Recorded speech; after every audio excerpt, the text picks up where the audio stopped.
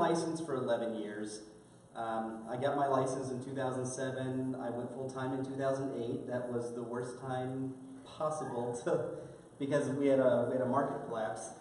So I struggled for about 5 years and then left real estate for a few years and then came back to Keller Williams as the Director of Agent Services and Head of Technology. So I did that for a couple of years before going back into sales, and I love being in sales.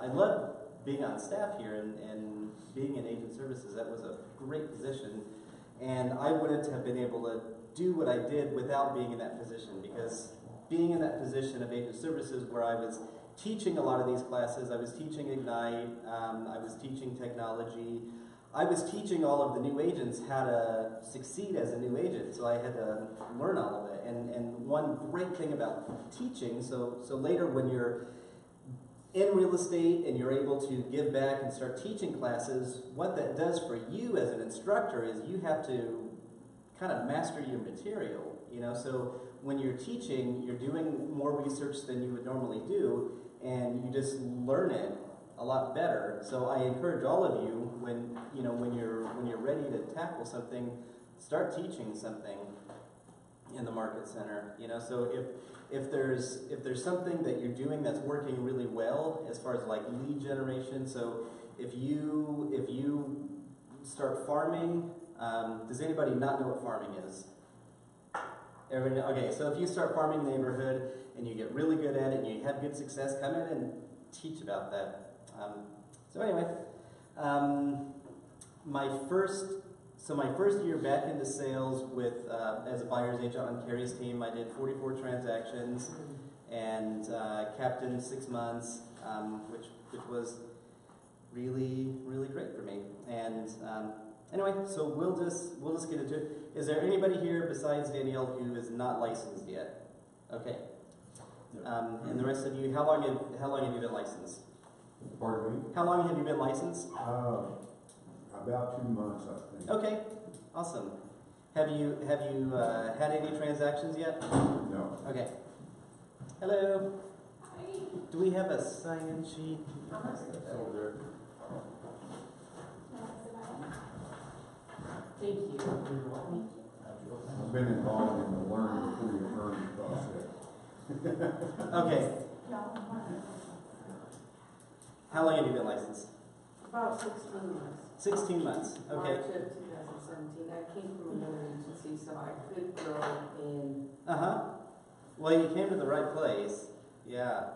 That's what I really love about Keller Williams, because I came from another brokerage too when I came to Keller Williams. I had been with Coldwell Banker for years before that, and they just don't have the classes that Keller Williams does. You know, so I was, I had a desk there and just kind of didn't really know what to do, and would sell houses to friends and family, and I would hold open houses and get some clients, but didn't have a lot of real success until I came to Keller Williams and really learned how to do lead generation and learned how to master open houses and instead of just going and sitting in an open house, what activities can you do to maximize the open house? And in the toolkit in Ignite, there's the 7th level open house. Have you guys read that? You have? Okay. Have you guys seen the toolkit in Ignite? Okay. Let's look at that first.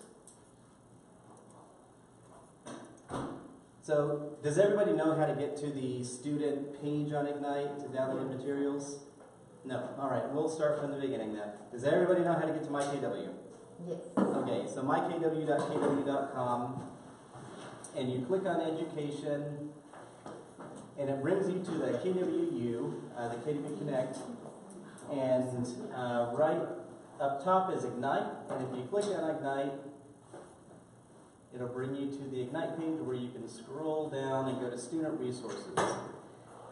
And I know a lot of you have the books, and the books are, you get those just by clicking on the manual for each one, and I'm sure they printed them out for you, but if you scroll to the very bottom of this page, there's a whole bunch of cool stuff in here. So the 10 things every real estate agent should know about mortgage lending.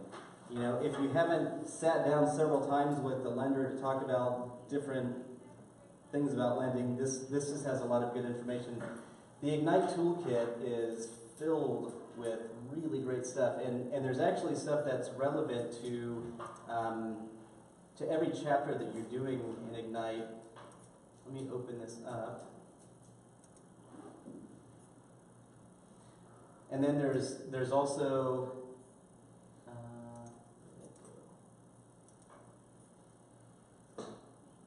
there's also a script book. So there's scripts for every type of situation that you can think of. Sorry. The script book is We do under have the toolkit? You do? Is it the script book is under the toolkit? Nope, script book is different. Okay. Yep. So the toolkit, let me just scroll down so you can see the menu. How to use this toolkit. So for each one, there's tools from Ignite Power Session 1, Power Session 2, Power Session 3. So for every power session that you're doing in here, there's a different chapter in the toolkit, and it shows you how to use the toolkit. And let me just go over some of these. I think these were actually in session 1, the agreements, and how to do your daily 10-4 and tracking, different scripts and embedded commands. So that was stuff in like lesson 1, and every power session you go into, and here's the 7th level open house. So this is in the toolkit. It may be in the same chapter of Ignite also, but the 7th level open house, what most agents do is level 1. They put a sign in the yard, and they just hope that people come. And then level 2, sign in the yard with balloons and riders. I don't use balloons because balloons, you can only use them once, and if it's cold weather, the balloons fall down. I use flags. So there's a flag store on Battlefield. I don't remember what it's called. It might just be called the flag store, but I have these like 6 foot tall, and they have the different colored triangles, and they're $8 each, and I have like 6 of them, so I stick those with my directionals, and then, in the yard.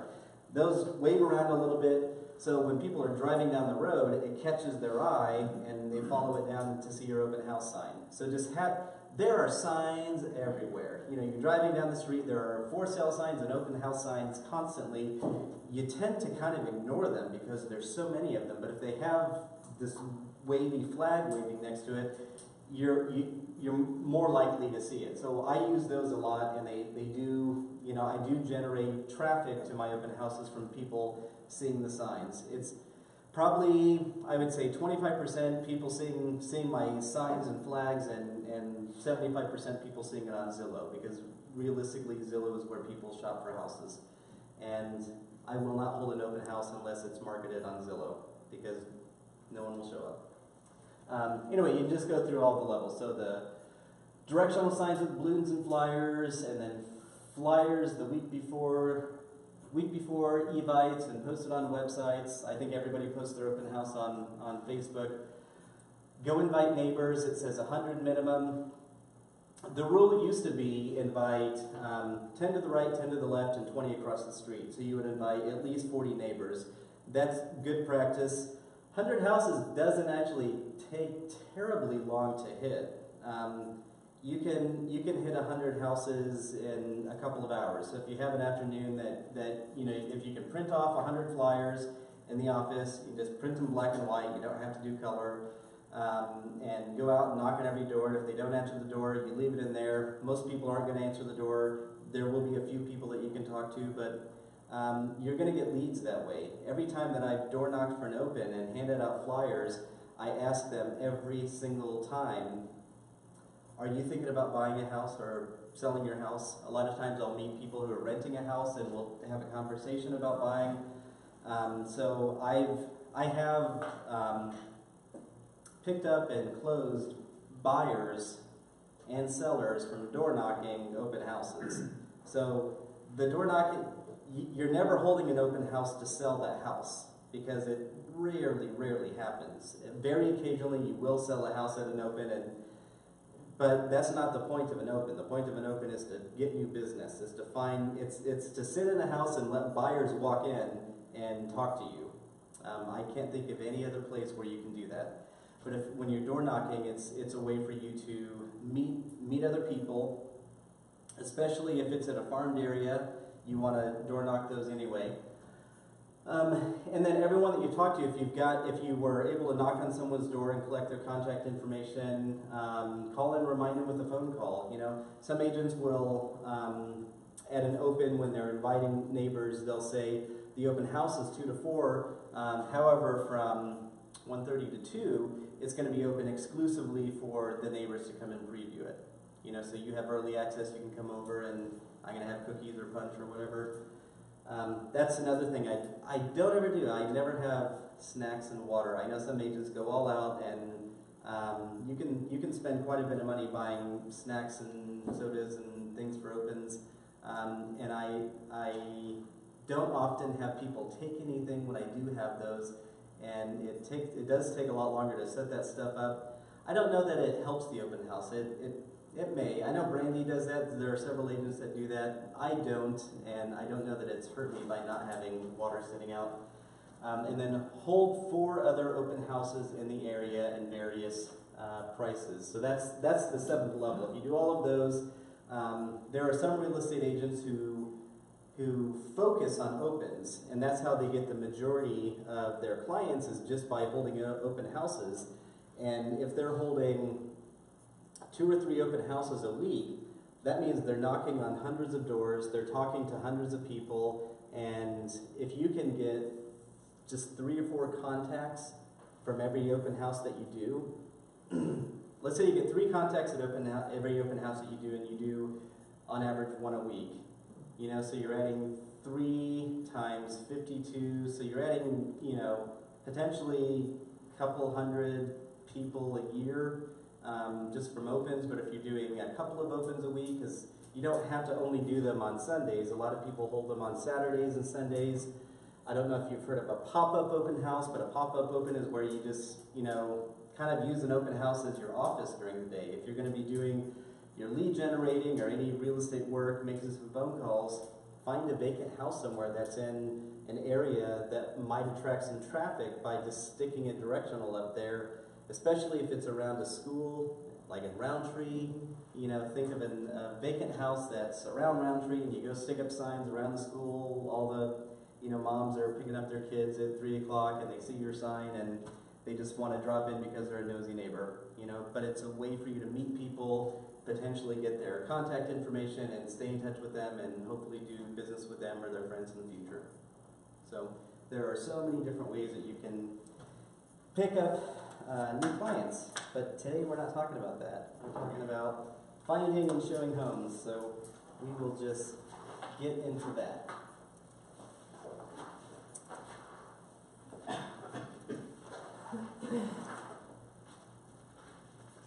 So is everybody doing their missions before each class?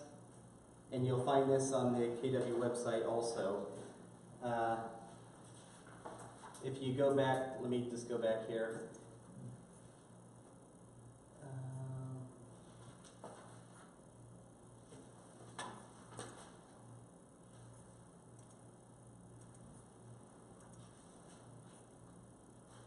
Okay, so today was Power Session 8. If you were to click on the mission, there are different things in each class that you're supposed to do, and there are also videos in most of them that you can watch. This mission did not have any videos, but it's just kind of like homework that you're supposed to be doing before you come to class, and there's videos that you can watch before coming to class also. So you might go back and look through some of the missions and see if there's some videos that you missed or some steps in Ignite that you've missed.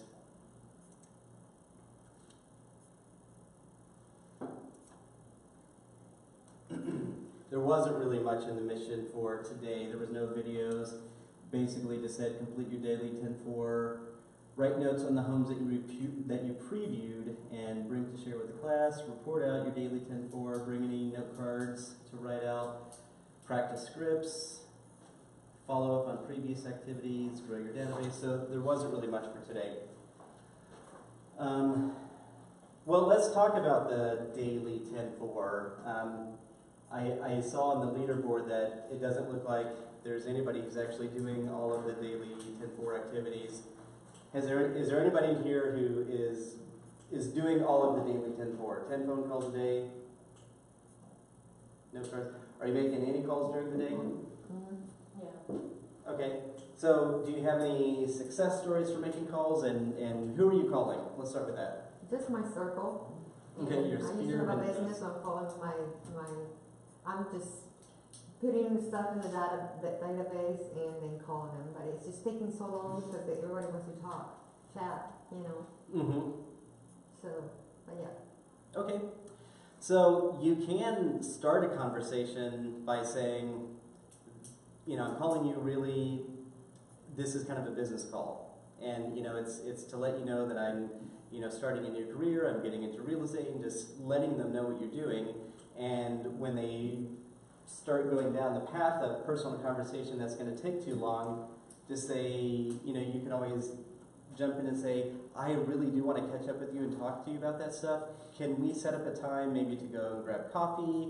You know, just let them know, you know, I'm you know, there are scripts for that. So look in the script book, but I know there are specifically scripts for trying to get out of conversations that are going on too long.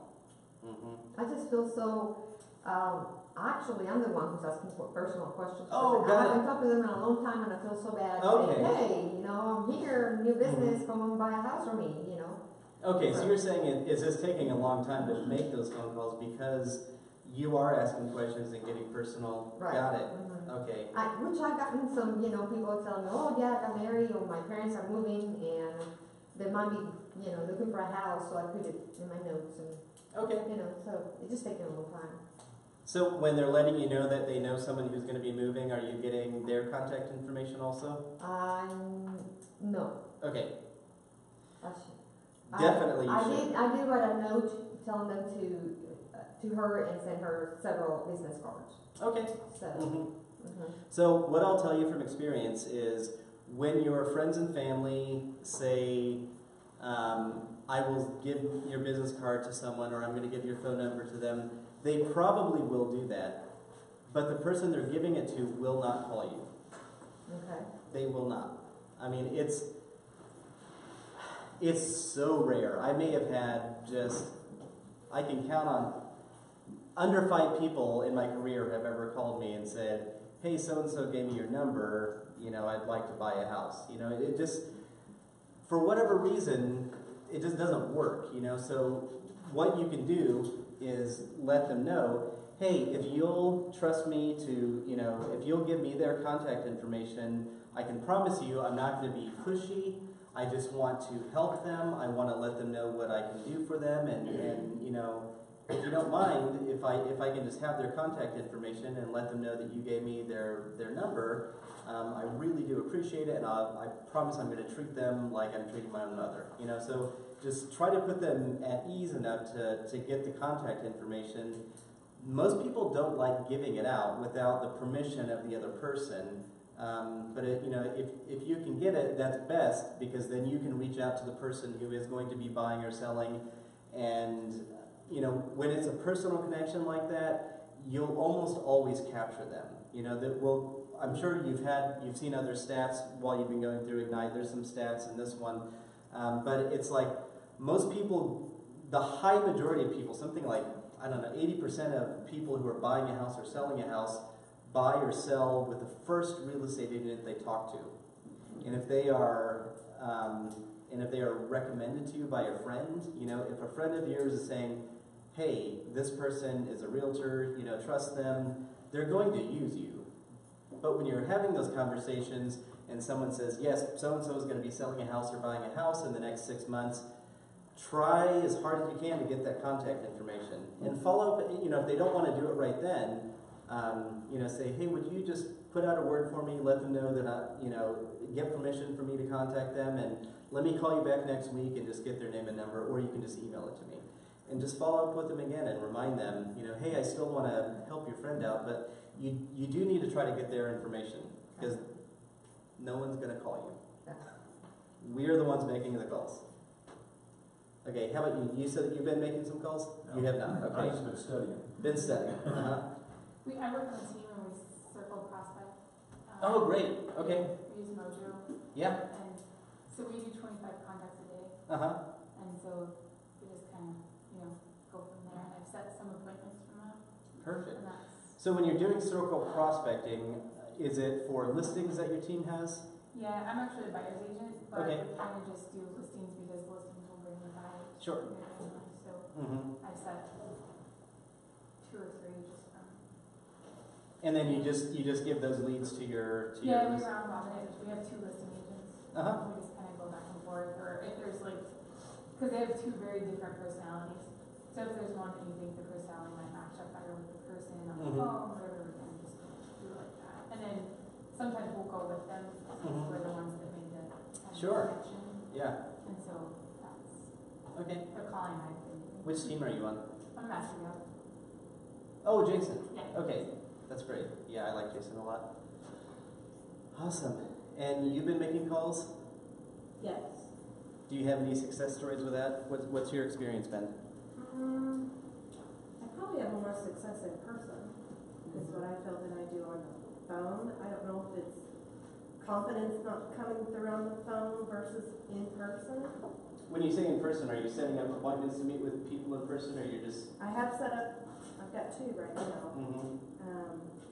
One's up on the buyer's side, just working through the financing, Mm-hmm. and then the other would be a listing. Mm-hmm. So these are legitimate leads, not just contacts, they're people that. Right, but I met, they were face to face, and a lot of it was with my sphere. But if I, You're it seems like when I'm you're picking muted. him up on the phone and talking to him, Uh-huh.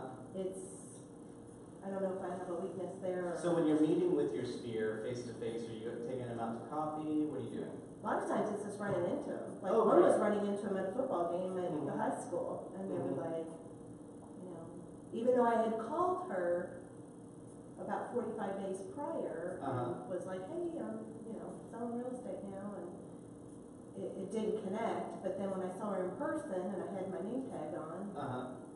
it was like, oh my gosh, we need to get together tomorrow. Yeah. That's That's great. And then you get together? Yeah. Okay. That's awesome. There are times when I've needed to make phone calls and I didn't necessarily want to be on the phone with people for very long, but I just wanted to relay a message, and so I'll use Slide Dial sometimes. Have you heard of Slide Dial? Okay. Slide Dial is a service where when you type in their phone number through Slide Dial, it does not ring their phone. It goes straight to their voicemail, and then you can leave a personalized voice message to them. Have you ever just had your phone ding with a voicemail that you're like, that's weird, Right. it didn't ring? Mm-hmm. That's Slide Dial. So a lot of times when you're getting those phone calls, not every time, because sometimes it just doesn't ring, but there will be times that you've gotten a voicemail and it didn't ring, and you just listen to the voicemail and it's a message from somebody, and it's probably Slide Dial. And so that's a good way to leave messages with a whole bunch of people. Especially if, on my phone, I have contacts in there that I have no idea who they are, or it's somebody that I haven't talked to in years, and it feels uncomfortable calling them to have a conversation about real estate. But maybe you're comfortable. Yeah, maybe you're comfortable though leaving them a voicemail, and if it's kind of scripted, especially if you're having an event, or if let's say you are doing something like Pets and Pumpkins, some fall festival thing, just call up and leave voicemails and say, hey, sorry to catch you on the phone. I just I'm calling to invite everybody I know to just come visit me at this booth. It's a fall festival thing and it's raising money for whatever organization, and I would just love to catch up with you. I haven't talked to you in a long time, so hope you're doing well. Bye. And you can leave that message over and over and over again. And in my opinion, not every instructor for Ignite will say this, but the way that I was taught about the number of contacts you make a day is if they read the email that you sent to them, if they listen to the voicemail, if they read the text message, it's considered a contact. That was the question. When I first got to the team, I didn't understand what a contact was. Yep. I'm like, one of my team members, like, I walked to the gas station, I made 3 contacts. I'm like, you got their information? Like, what does that mean? Mhm. So like through. Everybody has different definitions of what a contact is. There have been some agents who do the Bold 100 where they'll go out to the mall and they'll hand out their card to 100 people. Is that doing the Bold 100 if you're not getting their contact information? And the answer is yes. It is? Yeah. If you talk to 100 people and you're handing them your card and you're saying, I'm a real estate agent, would you think of me in the future if you're going to be buying or selling a house? That is a conversation about real estate. They have your card. It is absolutely a contact. So you can walk through the mall and hand people cards and just say, real estate agent, I'm a real estate agent, I'm a real estate agent. And, you know, maybe if you get into conversations with someone, you can get their contact information. But you can talk, I mean, it's still a contact. It doesn't mean, like, part of your daily 10-4 is to add 10 people to your database a day. Well, that's different. I mean, there's talking to 10 people a day, adding 10 to your database a day, sending 10 note cards a day, and previewing 10 homes per week. Well, you can knock out, you know, all 50 in one day if you want by going out and talking to people and handing out your cards. So those are contacts. I've had events where I've decided to invite friends. Copy and paste, copy and paste, copy and paste. And the couple times that I've done that, it's when I've taught a buyer seminar. And so I was asking my friends, you know, hey, if you know of anybody who is renting right now or who might be buying in the next year, 2 years, I'm holding a buyer seminar. I just kind of teach people what the process of buying is, and I'll have my lender there so he can answer banking questions, and I'll have someone from the title company to answer those questions. And so it's just a one paragraph that I sent out. And what I found amazing about doing that is, because I have a lot of friends on Facebook. I wasn't able to send out to everybody, but I got several people that responded and said, "Hey, yeah, that's great. I might show up, or I'm going to try to send someone." And I had about 20 people share my event on their own pages, and it's just like I was surprised at that because I didn't ask anybody to share my event. So, Did you get people to come? yeah. Okay, because I tried with the lender and a financial guy, and even them doing the Facebook, because I'm not yet really a Facebook person. We didn't get anyone to come. We tried twice. Okay. Even through emails, like staged emails, like 3 weeks, 2 weeks, 1 week, the day before. Emails going out to whom? People in our database. Okay. Sometimes you just have to just keep doing it over and over again. I mean, when I did it, it was when I was on the team, and no one came from our database. We did send out the email to our database, which at that time was thousands of people. Not a single person from our database came. People came from our real estate group had a Facebook page, not just like an individual page, but a Facebook page, and we did paid pushes. So it went out to, we pushed it out to, people between a certain age demographics. We were targeting younger first-time home buyers. Okay, so you're looking at, typically age 23 to 33 or something. Usually when you're in college, you're not buying your first house. You're usually not buying your first house until you're into your first career. So we're looking at,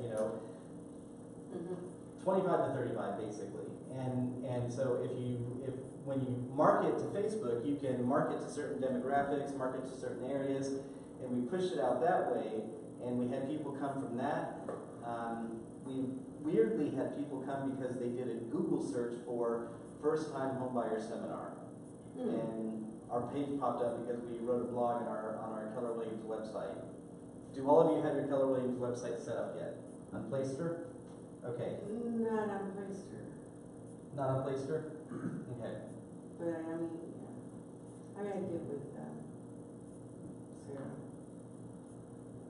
Well, there are many videos about how to set up your Playster. If you just go to YouTube, and type in like KW and then type in any other keywords in the world, you're going to find a video about how to do anything. So if it's setting up your Keller Williams website, if you go to YouTube and type in Keller Williams website setup, A lot of the videos are going to be Scott Leroy videos. There's going to be videos directly from Placer. I don't get a lot of business from Placer because I don't put a lot of attention into my Placer website. But Wes Litton, I was talking to him about his site because he was like, oh, no, I get like a couple leads a week from my website. And I'm like, oh, you must have the paid version. How much does that cost you? No. He's like, no, I just have the free version. I just use it. So he writes blogs on it and then pushes his blogs out to social media.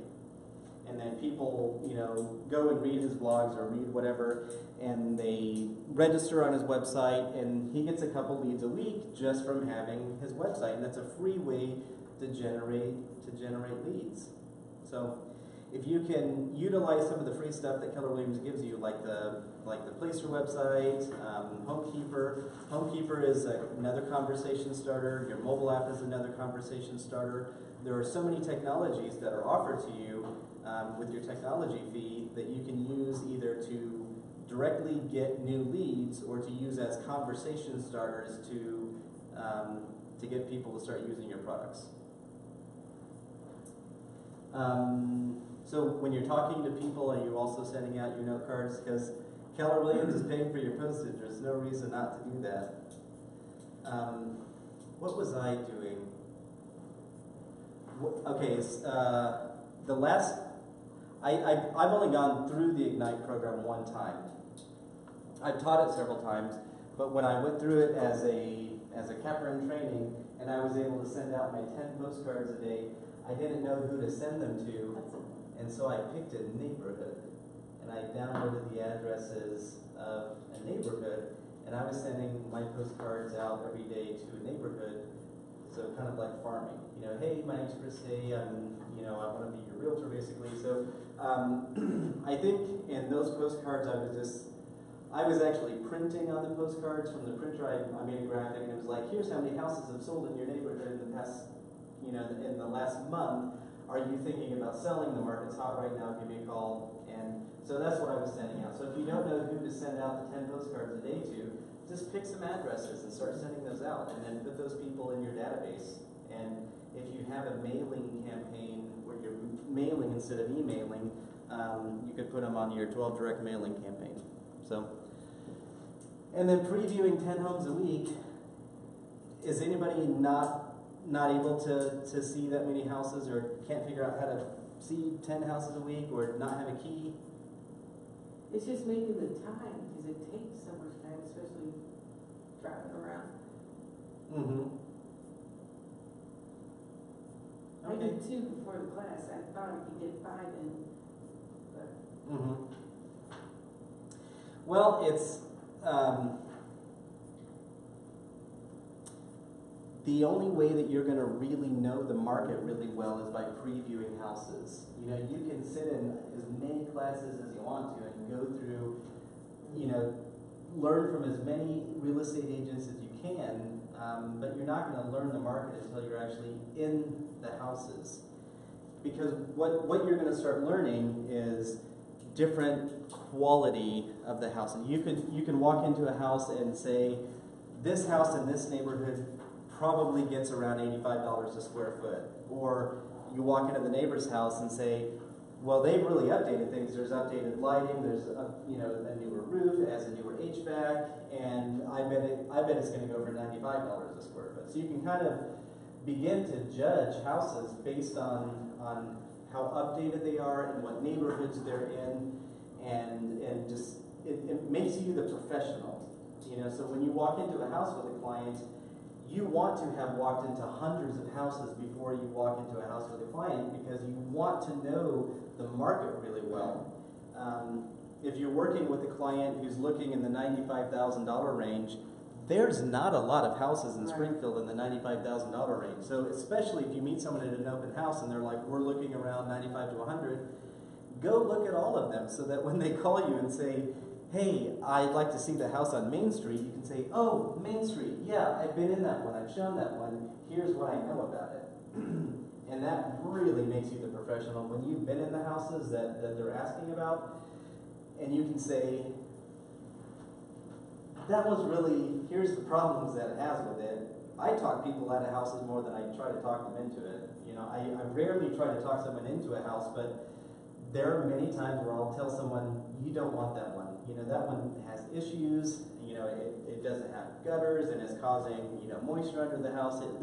There are things that you can pick up on, and a lot of times when I'm showing a house, if they're actually interested in the house, that's one of the things I'll do is peek my head under the crawl space. I keep a flashlight with me. I kind of want to see what, you know, is there moisture under there? If there's moisture under there, I know almost for certain that there's going to be termites and there's probably going to be a mildew issue. So how much are they going to want to get into inspection issues? You know, so there are things that you can head off right off the bat by knowing what to look for in a house. When I'm walking through a house, I'm looking at the ceilings constantly. Every single room, every corner, I'm looking at the ceilings because I want to see, number one, are there any staining spots indicating a previous or an active leak? Are there any spots that look like they've been patched because of a previous leak? And if that's the case, you know, we better talk about the roof. You know, is the roof newer? Are those old issues? Is it something that we're going to have to deal with if you actually want the house? Looking at the different qualities of countertops and cabinets and flooring, and being able to know what type of wood things are. So when you're walking through the house and you know, you can say, you know, those cabinets, you know, this is solid oak, or this is, you know, kind of a cheaper press board. Being able to point out different things like that also makes you the expert. You know, so hollow doors versus solid core doors, you know, and being able to walk through a house and just being able to point out different qualities is, yep. The houses that I've previewed have been when I've been trying to get a listing. Okay. But you're saying preview vacant homes? Oh, absolutely. Mm-hmm. Yep. In fact, I would keep it, you know, I would look pretty much every day. I mean, you guys are like full of appointments every single day. So if you have time, pull up the new listings on the MLS and look for some vacant listings. Or if there's if you're actually working with a buyer who, you know, again, if you're looking at $95,000 houses or $125,000 houses for a buyer, and a new listing comes on, even if it's not vacant, if it's occupied, preview it. You know, call up the listing agent and say, hey, I've got a buyer, he's got a tight schedule, he can only look during certain times, and I just want to come and look at your house and see if it's a fit for him. Would 3 o'clock be okay? Or, you know, just, so, you know, it doesn't have to be just vacant homes. I preview houses quite often for clients that I'm working with, sometimes just because I have time to kill. But that's what's going to make you the expert, is by knowing the market, and so that you can honestly say to someone when you're working with them, you know, I know the market as well as anybody does because I'm looking at houses every single day. So, but you can't say that if you're not actually doing it, and you want to be confident in what you're saying to people. So, yeah, preview houses. Absolutely. And just speaking to the time efficiency for Leslie, what I did this Saturday, my mom called me on Friday and said, oh, Tressa's like, she knows she's getting divorced and she needs a house valuation, and can you go help her out? And so I called her, set up time to go that next morning, and I decided to do the Evan Deshawn, okay, well, I'm going to look at it, and then I'll get back to you with pricing. And so what I did is I went to her house, I took notes, walked around, and she had some questions to the square footage, and so we did our best to make an estimate for the square footage, because I guess when she bought the house, or when the house was initially listed, it wasn't finished, and then she bought it finished, but it didn't get updated, so the vacant square footage was kind of an issue. So we were looking at all of that, and so when I was done with her, I just opened up the Flex app and did, you know, had map, because there was an open house right across the street, or going to be open, I'd say, right across the street. There's like, maybe I can go view that house. And when you pull up the map, it also brings up all the houses around you that are on the market, and you can just tap on them, and about half of the ones nearby within a 2-3 mile radius were vacant, and I saw 8 houses in less than 2 hours. And then I can definitively say to her, well, I went into that house across the street from yours, and, you know, here's how it's different, and it's currently priced at this, and I don't think we'll ever sell for that price, and so here's where I think, you know, would be a better place for you. So you're previewing to come up with a better list price. Yes. And I think it's great when you are working with a listing, before you set a price, take them around so they can see those houses too. I have a listing appointment this afternoon after class, and I'm having a really hard time coming up with a price that they want to list at. And I think I'm going to throw her in the car and say, let's go look at all of your competition, because unfortunately her neighborhood hasn't gained in value the way that some other neighborhoods have. But it's a way for them for the seller to realistically, you know, understand what price, why you're wanting to put them at a certain price, because here's what you're competing against. You know, your house is in this condition, it's a great condition, but let's go look at these, and now these have granite countertops because they've spent the money to update them, and you're wanting more than what they're wanting. So, you know, do you think yours is going to sell very fast, or do you think you're going to help that one sell fast? Because they're going to look at both of them, and they're going to buy the more updated one. So it is a way for you to get sellers to be more realistic about pricing. And on the daily 10-4, coming back to this, I'll just finish with this. This is not something that you're only doing during Ignite. Ignite is to get you in the habit and practice of making your 10 phone calls a day. Speaking with 10 people in your database. So part of the daily 10-4, when I say, you know, making a contact, in Ignite they want you to actually talk to 10 people a day. You know, get on the phone and actually physically talk to them.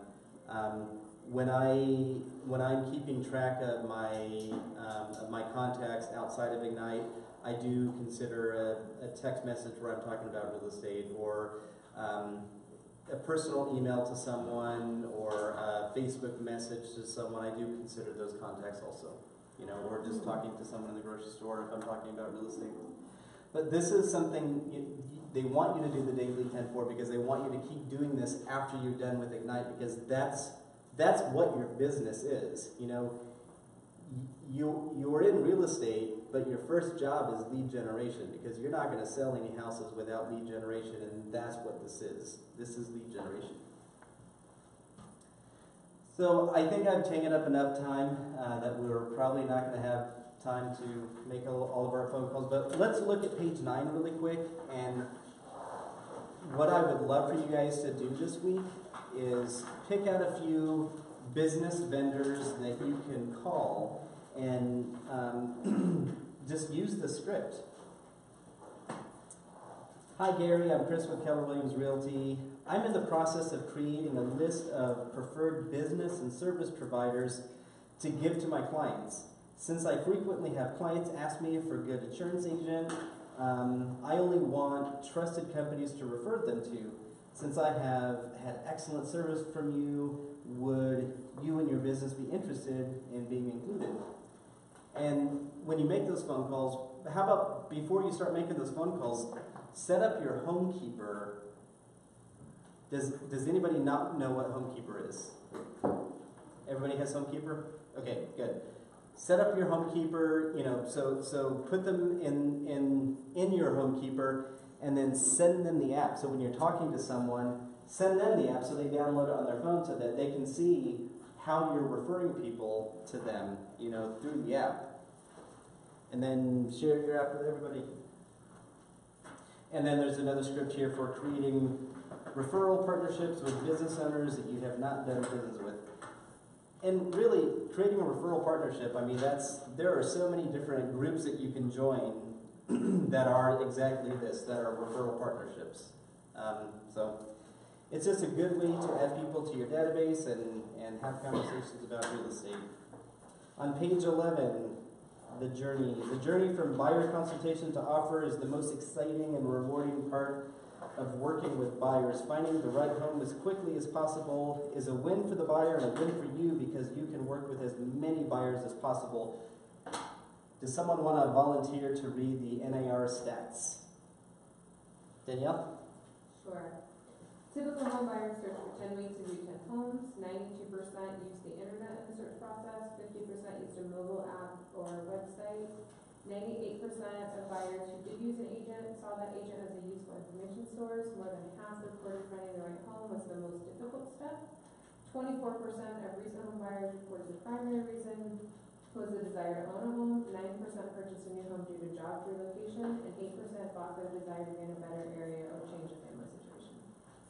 Okay, so, and these were stats from 2014. So, in the last 4 years, I bet the numbers have gone up even further. Where it says like 92% of buyers use the internet in their home and search process. I would say every buyer that I've worked with in the past few years has started on Zillow. Before they've talked to me, they've gone online to either Realtor.com or Zillow or another site. 50% of buyers use a mobile website or application. Again, most people are starting with the internet before they're talking to a real estate agent, but more people browse on their phone than they do on their laptop. That's just how people browse these days. You know, whether it's Safari on their iPhone or, you know, an app. When you're holding an open house, this is something that I do at pretty much every open house that I go to. I have my app ready. One question I ask just about everybody is, so are you seeing a lot of open houses today? And usually it's yes. If they're active buyers and they're out looking, they're probably going to be visiting more than just your open house. And then you can say, hey, I've got this great app. It's the only one that I know of that downloads information directly from the MLS. And so it's going to show all of the open houses. Here, let me show it to you. And I'll get it out and I'll show them how to use my app and how to see all the open houses in the area and how it's map driven. Because even though Zillow kind of has the same thing where it'll show you open houses, if a real estate agent doesn't specifically put their open house on Zillow, it's not going to show up on the Zillow app, but on your KW app, as long as the agent puts it in the MLS, it's going to show up there. So you can show them the app and how cool it is and how you can do the draw feature and show them, you know, just, and say, you know, as you're driving around, because it uses your phone's GPS, when you pull up to a house and you pull up the app, it's going to show you the house that you're sitting in front of. So instead of having to call the agent on the sign, you can see all the pictures and the price right there. And then, you know, if you want to get in and see the house, all you have to do is press that button and it calls me and I can show you the house. And then you can share the app with them. I've had people that come to open houses that do not want to give me their contact information, but they've downloaded my app and then I've sold them a house. Because they use my app to drive around, look at houses, and when they're ready to look at something, they'll contact me through the app and buy a house. So I've had that happen a few times. It's worth it to share your app at open houses. Definitely do that. Yes? So when you share it, you say, you go into the share the app and you say, what's Can I have your phone number? Yeah, okay. Mm-hmm. Yep. And does it save it whenever you, or is there a place where you can go back and find that person's phone number? I was It- when I it- said text message? I did text and it did come back as a message. So it shows up as a text message. It shows up as a text message so that you have their number. You'll probably want to get their name. And then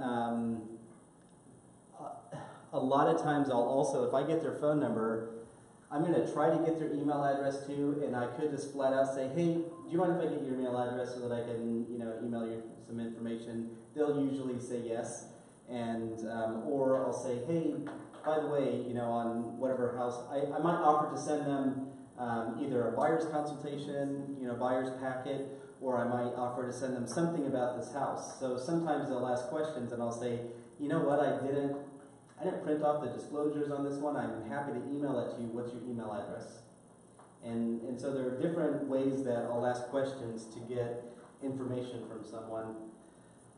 So, but yeah, that's a great way to get someone's phone number is by sharing the mobile app. So yeah, I would say more than 92% of the people start with the internet. More than 50% by now probably use a mobile app. And there are different ways that you can share your mobile app with people.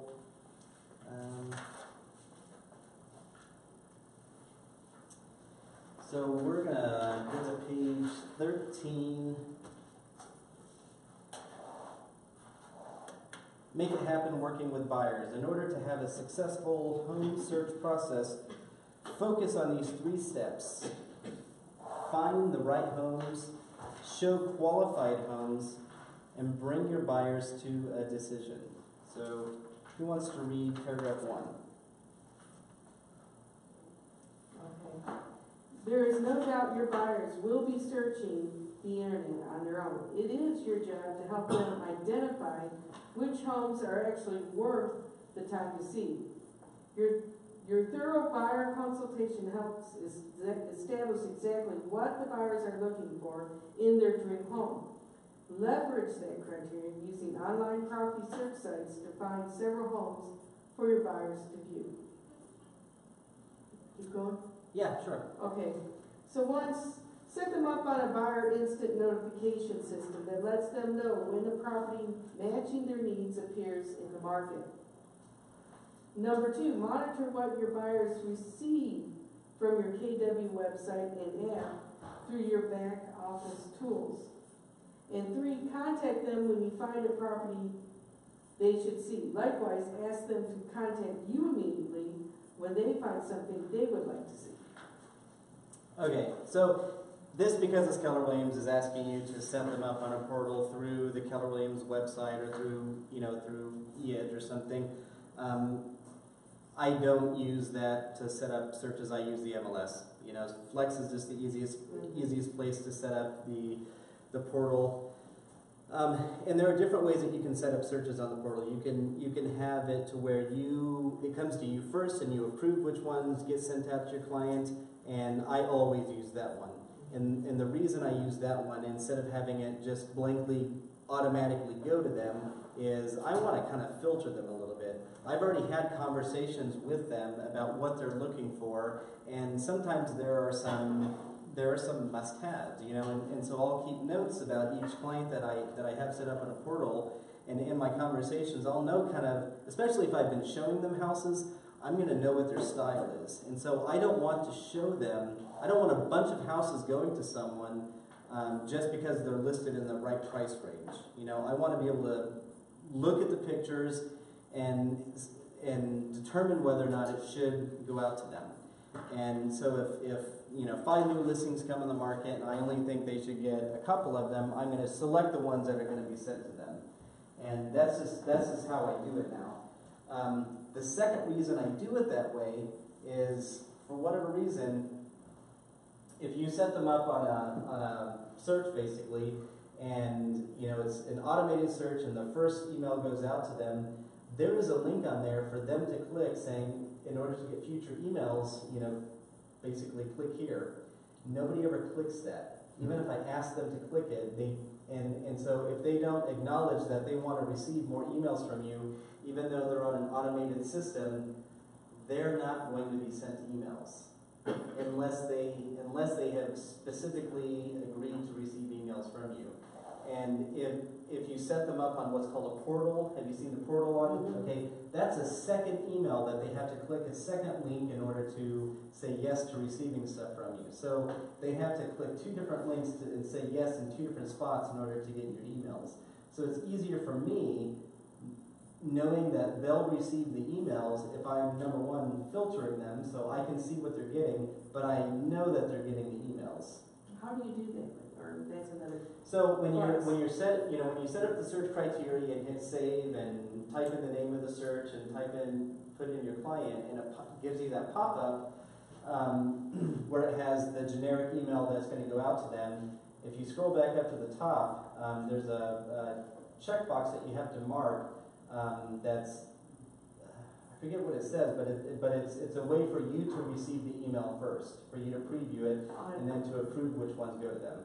I get to the point where I can set up the subscription. I'm doing an email message to them to start the emails, but I don't see where. It's on that page. Okay. Yeah, if you scroll up to the top, it's the 3rd checkbox. Okay. I Yeah. set up one of those and sent it to myself, so So you can see how it works? Yeah. Mhm. Are you talking in the Flex MLS? Mhm. Yep. Which next Wednesday, the board has a full day of flex. Yeah. Okay, yeah, Which I need to talk to Sarah about, cause that's where I'm gonna be. okay. It's just, yeah, instead of. I think everybody should go, night. yeah, I think everybody not should having go. night that day and would also be over there. Well, or they should have someone maybe come into the Keller Williams office to teach a flex class, because flex is, it can be really confusing. There are so many things that you can do in flex that I've never touched. And there's, I mean, there's so much information there. I think it's way more powerful than what we Yeah, really and, use it. I would say the reports and stuff, I haven't even touched, cause I'm like, Mhm. mine's gonna blow up. and when you're doing a CMA for someone, there are so many different ways that you can run a CMA, so many ways that you can get different information and, I can run it 5 times and I feel like the numbers come up different. mhm. There's a little 8-hour introductory course, takes about 30 hours, I think. I've been working on it for 2 Yeah. weeks now. And it's just like, oh, this is an 8-hour and another 171 pages to read. You know, so. Oh, the board course? Mhm. Yeah. I forgot about that. Oh my God. Yeah, I still have to do that. Yeah. And your ethics class. And if you don't get it done 60 days. before 60 60 days, well, then Yeah, you're pretty it's much critical. Mhm. in trouble. Oh, they'll let you take longer if you have to. Oh, really? I had to do that and my CE all in August Uh-huh. because I still had to do my CEs Mm-hmm. after I just got my license. I'm like, I did that too. Did I got my you? license in May and then I had to renew it. Uh-huh. And I went out of the country, so I was renewing it when I was overseas, so it was horrible. That's anyway, just I the was thing. bring it up at Flex next week. So you'll be choosing which ones to send to them, and when you see a property online that you think is really going to suit them, just call them up and say, "Hey, I just want to let you know that I threw an email over to you that has a house that I think you're really going to like. I'm going to go preview it for you first and let you know what I think about it." So it's a way for you to contact them again, go preview a house, and contact them again. So that they feel like they're working for you. You'll meet a bunch of people at open houses that will agree to go on a search portal with you and will give you their information, and you'll set them up and you'll start emailing them houses. But if you're not staying in constant communication with them, or even if you are, a lot of them just drop off the face of the earth and don't actually read your emails or answer your phone calls or return your text messages. Because they're just, unless you've really established a good rapport and relationship with them, they'll drop you and pick up the next open house agent that they see if they like them better. I mean, that it happens constantly, so don't get your feelings hurt if you have someone set up on a portal and they end up buying with someone else. It's their, Their loss. what's that? I said, it's their loss. Yeah, Like, well, they're with somebody else. sometimes they just like or another person's personality more. Sometimes they like your personality more. I have someone under contract right now that I met at an open house, and she told me right up front, I'm actually working with a real estate agent. And when someone tells me that, I back off, and I don't try to get their information, but she happened to follow that up with, but I'm not real happy with her. So I asked questions, what is it that you're not happy about? And she's like, well, she has emailed me houses a couple of times, but I find myself going on Zillow every day and finding the houses myself and having to call her and letting her know that I found something, and then she kind of lets me in the door, but isn't real helpful and doesn't really give me a lot of information. And so and my next question was, do you have a signed employment agreement with that real estate agent? No. Okay, great. So, and then, I kind of asked some questions about what she was looking for, and I was showing her houses after the open house, and we went under contract within a week. So, that's a scenario where I stole the client from someone else, but that other agent wasn't really doing their job. They weren't looking at the houses every day as they were coming on MLS to see what fit her needs. And I made sure, especially with her, that I was sending her stuff before she could send it to me and calling her and asking her if she wanted to get in and see the houses. And I found one for her that she ended up buying. So you just have to be really proactive. You can't just stick someone on a search and think that they're going to buy a house from you. You have to stay on top of them, contact them often, stay in good rapport, have good conversations with them, and just be a likable, trustworthy person. And don't try to sell them houses that they don't need to buy. Because I know some agents that, they're just going after the money and they just want you to buy a house as fast as they can. And I don't operate that way, some of my clients will ask me, on average, how many houses do you show someone? And I think that number's changed a little bit over time. Like lately, I feel like I'm showing more houses now than I used to. My average used to be 5. I would show 5 houses before we went under contract, and I think I'm having to show a little bit more than that right now. If you can preview enough houses and know the market well enough, you could keep your average at about 5, which would be great for your time. You don't want to spend so much time with one person, which is another thing I've happened to be doing lately. There are, especially when someone is looking in a really specific area. I have a client that I'm under contract with who wanted Willard schools. They wanted at least 2 or 3 acres, and they wanted, a nicer house, and it took us 1.5 years. But they had time to wait. They were living in an apartment, they were newlyweds, they weren't going to settle for anything. They wanted the perfect house, they wanted their dream house, they were willing to wait for it. They had the money to put down 20%, but they weren't just going to throw it out at the first thing because they want this to be the house that they raise their children in. So they wanted something big enough that they could grow a family in. And it took us 1.5 years, but we finally, one came on the market and they jumped on it and bought it as soon as it was listed. So some people you're going to have to be really patient with. Other times, I mentioned that I've had people download my mobile app at an open house, and I never got their contact information, so I was never able to follow up with them. But this has happened a few times where I'll get a phone call and it's like, hey, you probably don't remember me. I met you at an open house. I've been using your app to find a house. I found one that I want to buy. Will you meet me over there so that I can get your opinion and you can write an offer for me?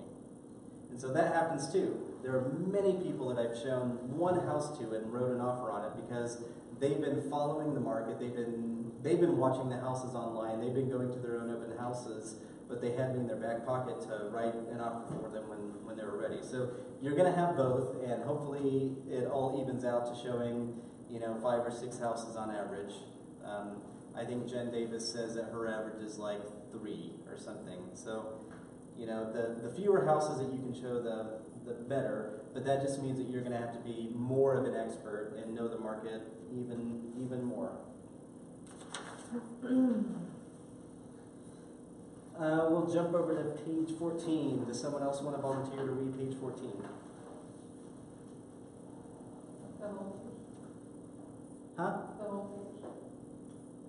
Well, if we want to break it up, that's fine. Who wants to do half a page? I can do the whole page. Okay, go ahead. Continue to check in periodically to see what your buyers think of homes in their search. If no homes meet their criteria, you may have to meet with them again to realign their expectations. Keep your buyers focused on the top 5 or 7 homes you've selected for them to view based on their needs. Use this script. Mr. and Mrs. Buyer, when we do find the right home, we'll need to act quickly. And I know you're going to have the feeling of, well, what if there's something better out there? But I have to tell you, the best homes sell right away because they are the best homes. Do you want to see all the homes, or do you want to find the right one quickly? Qualified homes found online.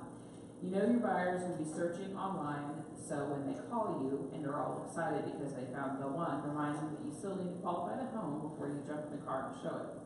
Check the MLS to make sure the home is still available. Compare the features of the home with your buyer's wish list and the 5 must-have sheet.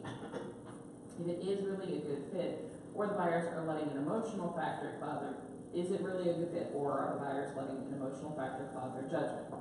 If it doesn't seem like a good match, you take advantage of the opportunity to further fine-tune their wants or needs.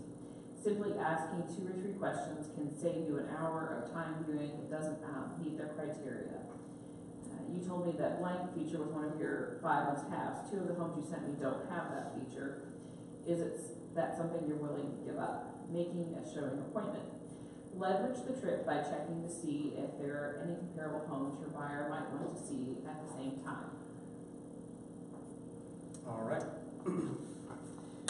Another thing you're gonna figure out when you're showing a lot of homes is listing agents hire really good photographers, and they make the houses look way better than they are a lot of times.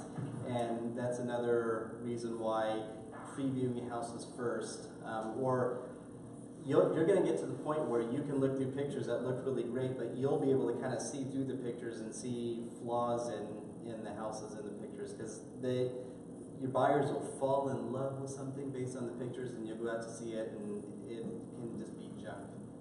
Did you have a question? Oh, okay.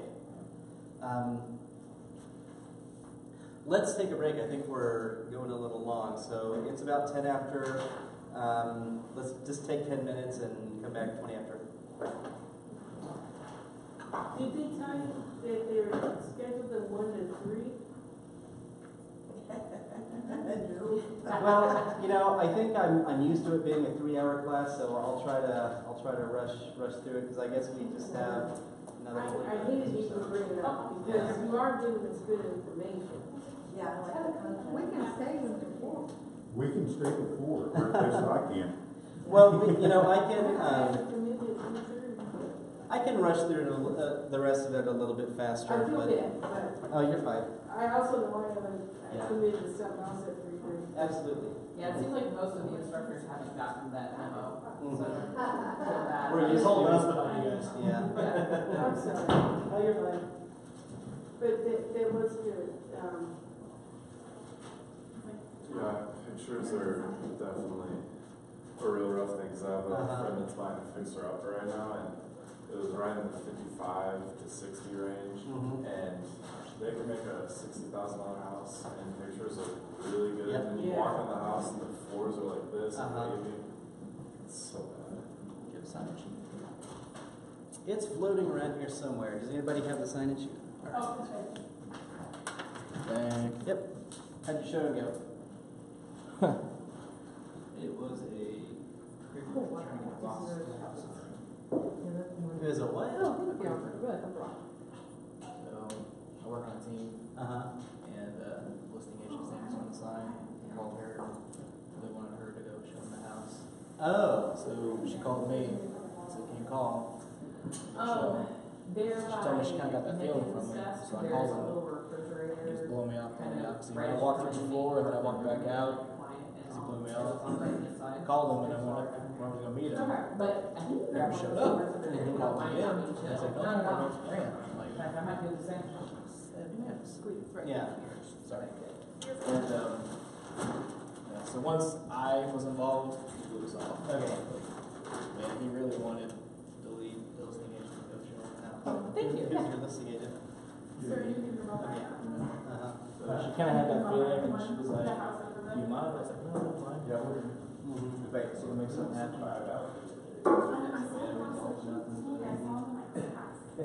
We still be So does she have? She's a buyer My license? wife's staying in Kentucky right now. I mean, her is Mike still? Yeah, he's still around.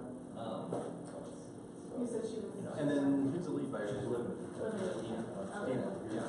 So, I'm fairly, this is our we're gonna enjoy our weekend. Yeah. everything's around. This weekend, but We're in the new, it's all. Yeah. I'm waiting for the summer house. They do, that's great. Congrats. Thank you. Are you? Should have another one. Okay. So how'd you get your first one? Just the lead came in, Please, have a seat. they ran it through, so they called these people that are actually out of town. What's that from? Called them and they're looking for a unicorn and found one. Wow. I just. They're over 40,000, Kentucky, Yeah, it's not her thing, so. It's hard to find. Oh, So as you're saying, you always show like 5 or 6 homes, I show them 20. Because In that price range, yeah. it was just, the only class I missed because I was showing them houses. 'Cause we saw so many houses, and finally, gone and increased the price of the first house we looked at, increased the price. There's a huge difference in, you know, when you're jumping 35 to 45, there's a huge difference. Because that's what that house that I contract was listed at 44.9. But And so, like, I got to look before they did are it, walk they, in, and this is totally got a chance, you know, and they're walking in, and they're like, oh, all right. I'm like, no, I'm new, I'm not stupid. Yeah, they increased the price. When they did, we finally got them in and got them in contract. And then the second one, just a week, and then, there's a difference.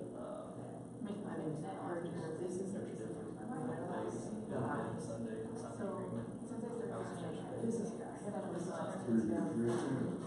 Well, certain food, anchors, at the carpet, letters, so she began tomorrow, I talked to Linda. All right, that's awesome. But yeah, it's been good, it's been crazy. And then having the nice stuff. Of course, when I was showing the buyers, you know, coming to the houses, got my home reviews. Yeah, there you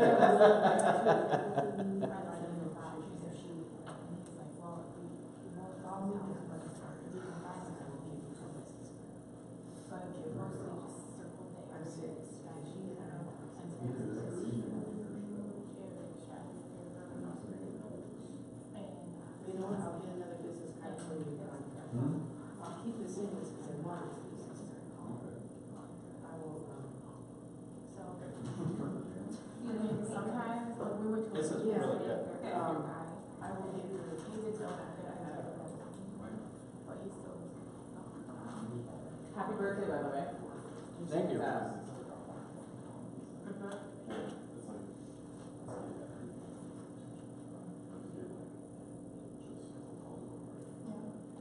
And if you haven't gotten cake yet, you're welcome to have some birthday cake that my wife made. But go Google. I mean, I have to.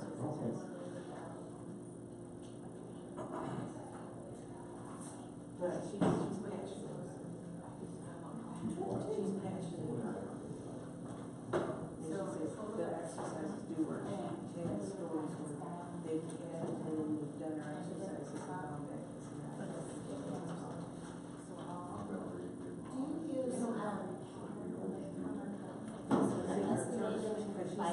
So look at the book, just tell them about the lender.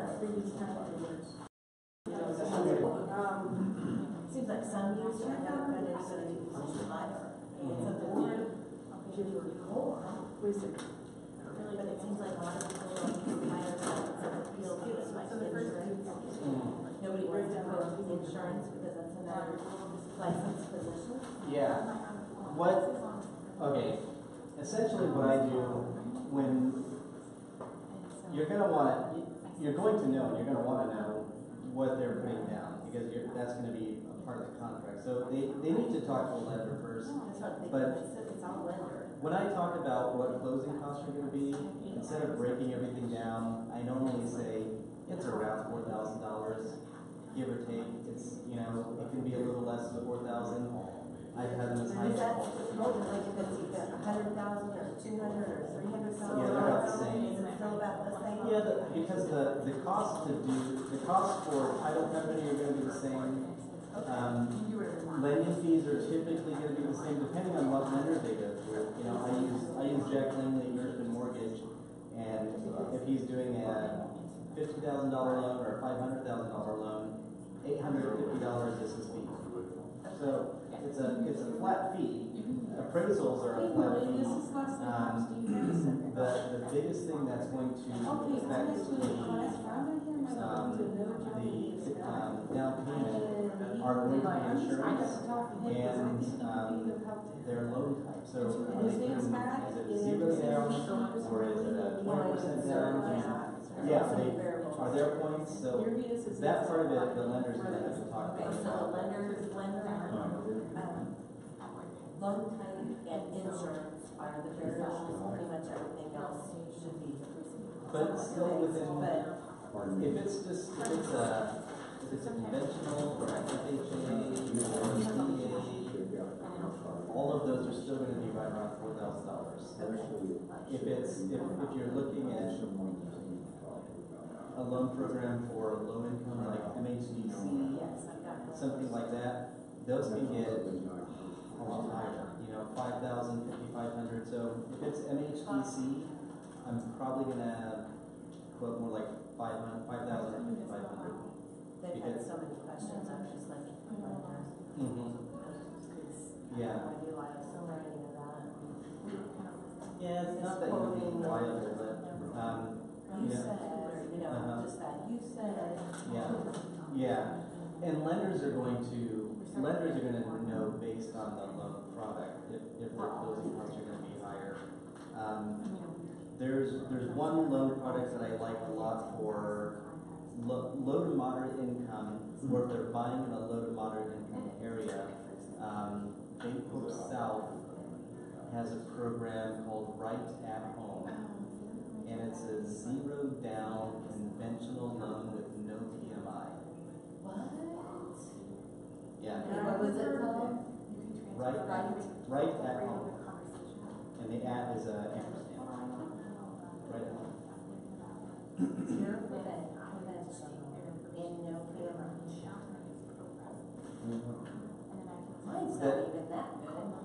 Well, the interest is a little higher, but not high enough to make up for PMI. Yeah, so their payments are typically the same as a. But there is an income qualification.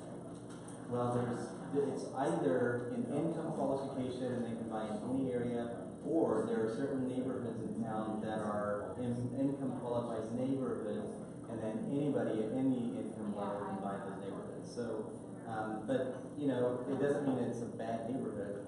I sold a house recently near Cherry and Glenstone.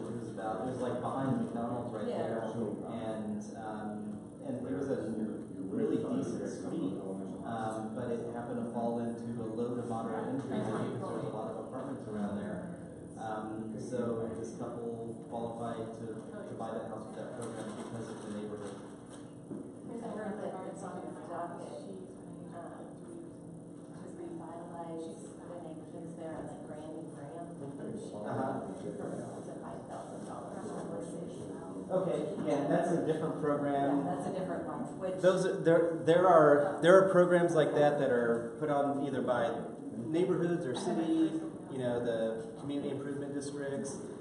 There are some programs that Is that when pertain. you go to like a zone committee meeting to kind of keep up on those details, or?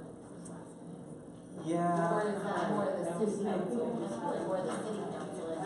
I've never used one of those, so I don't really know. I know that they exist, and I know they exist for teachers, and they exist for firefighters, but I've never actually used one of those loan programs for any CID or employment. Okay.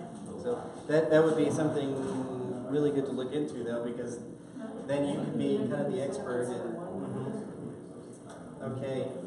We'll get back into it, and I think we are on page 16, or maybe 15, but 15 is you're going to partner up and talk about, it's really just like, how do you get on the MLS and find a house, which hopefully everybody pretty much knows how to get on the MLS and put in search criteria, log in, price range, neighborhood, bedrooms and bathrooms, and you can kind of, based on questions that you ask someone, you can, typically whittle it down to a smaller number of homes. I have a buyer information, or a buyer lead sheet that I use, and this is something that I downloaded from Keller Williams. I think this was originally something from McKnight, and I just kind of put it into, I don't know if I put it into Word or Excel. I just kind of made it my own. I added some questions. I took out some questions. But I can fill out this page, and then based on this, go to the MLS and fill everything out. And I reference this. I keep this in their file. And it's basically, what's the date, the lead source, their name, their email, their cell phone, their preferred method of communication, their current address, who is involved with the purchase decision. You always want to ask that because that tells you if they have a spouse, but maybe sometimes their parents are involved because their parents want to show up to every single showing, or they're going to be involved when you're writing the offer, and if you don't know that up front, you can lose a deal. I've lost a deal recently because parents got involved. Yeah. Sometimes it's an aunt and uncle, sometimes it's a brother. You want to ask who's involved with the purchase decision. Sometimes the money for the down payment or the money for all of it is coming from a family member, and so they have to approve it.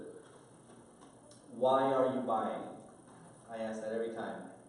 Because you want to know why they're buying. What is their motivation for getting into a house? Have they just been renting and now they're ready to get out of a rental and buy a house so they can start basically saving money in a house? How long have you looked for a property? So if they've been looking for a long time, there's a good opportunity for a follow-up question. How are you getting into houses? Because that may tell you whether or not they've been working with an agent. Have you seen anything that you've liked? And if they say yes, do you remember the address? And try to find the property that they liked. Maybe they missed out on something, but you can look up that property and just kind of get a feel for what their style is. And if they do, if there was something that they like, what excites you about the house? Are you prepared to make an offer if you find the right house? That gets to their motivation level. How motivated are you? If we go out and look for a house, and the first one we look at is the perfect house, are you ready to write an offer on it? Do you currently rent or own? Okay, there are a couple different reasons. This is a very important question. If they rent, the follow-up question needs to be, when is your lease up? If you own, do you have to sell your property in order to buy another one? Because if the answer is yes, you need to move into a listing presentation instead.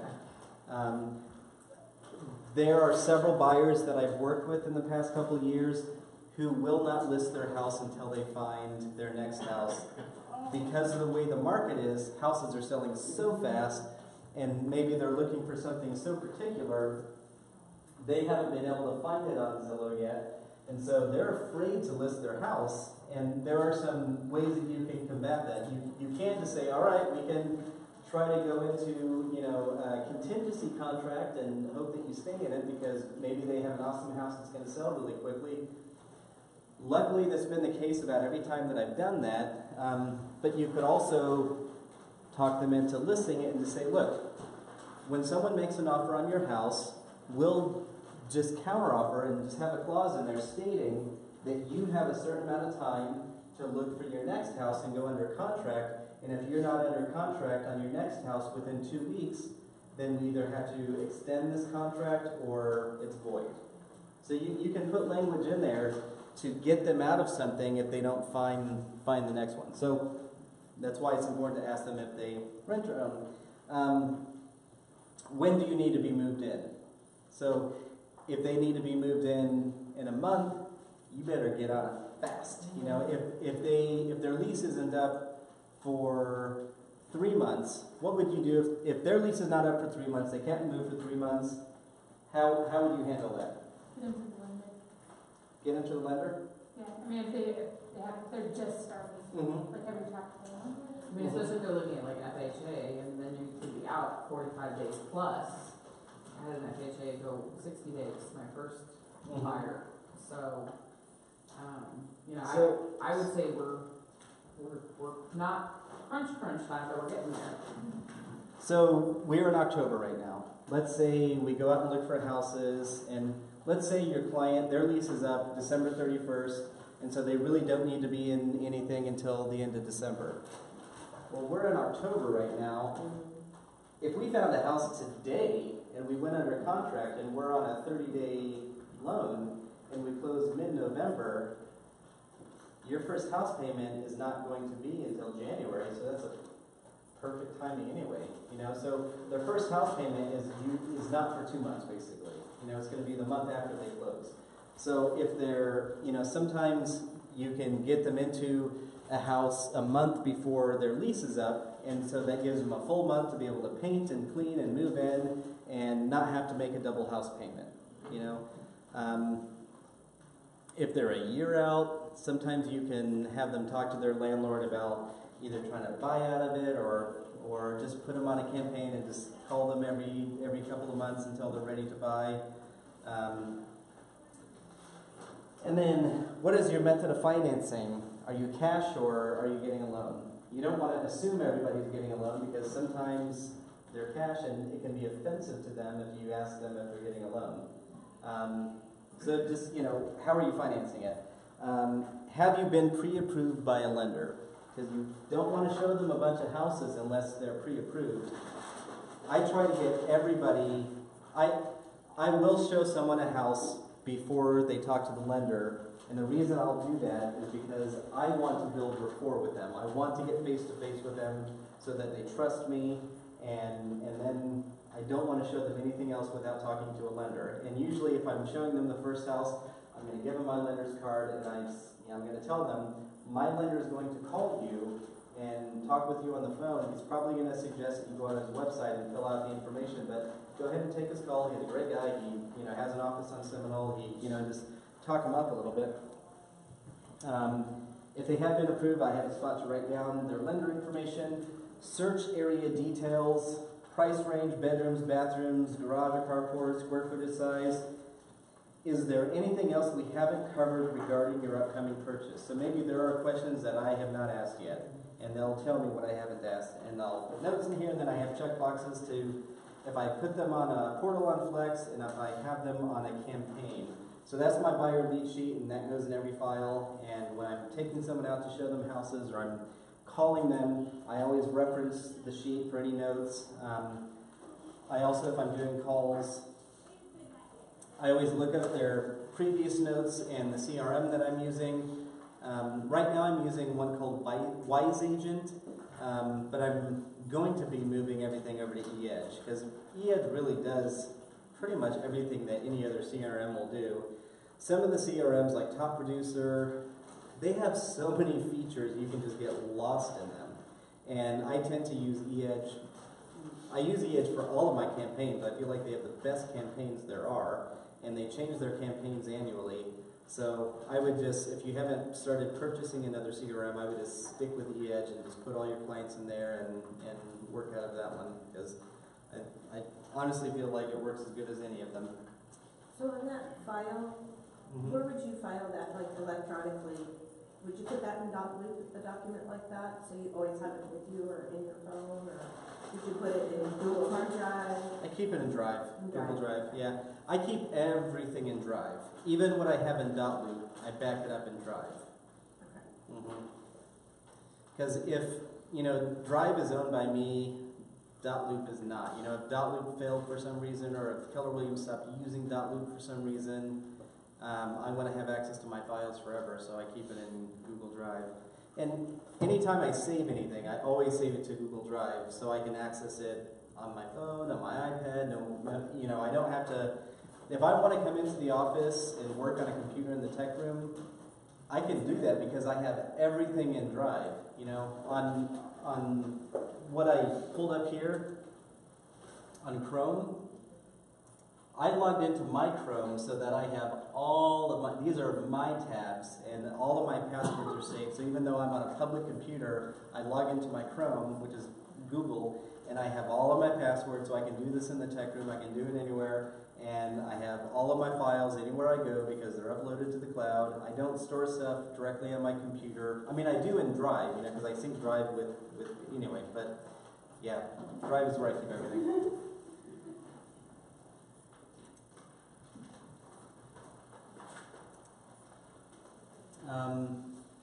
So we only have 30 minutes, so we'll try to go a little faster here. Showing homes, page 16, prepare to show homes. Look at showing instructions on the MLS to schedule show times. If I'm scheduling several houses, I'm going to map them out first, decide which route I'm going to take.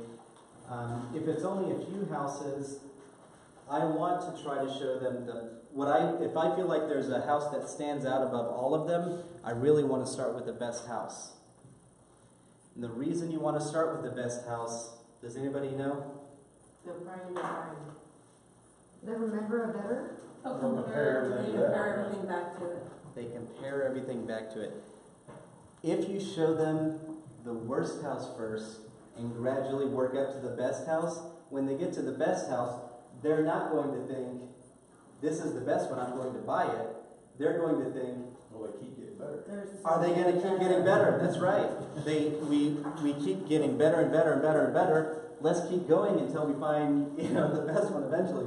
If you show them the best one first and everything beyond that is getting lower and lower and lower, they're going to think, we better go back and buy that one because compared to all of these other ones, that one was the gem. So try to start with the best houses. Is best, does that mean price and condition? Yes and no. I mean, Depends on the buyer. Depends on what they say. yeah, you'll know. Based on the price, based on price and condition, because if you're looking at 4 houses and they're all $150,000 houses, and one of them is in a better neighborhood and it's more updated and has granite and has a new roof and it's just like everything about it screams like this is real, and it's like first day on the market, it's a hot listing, and then everything else that you're showing is 2 weeks on the market and not as updated. Show the best one. You'll be able to tell by looking at them online which one is the best.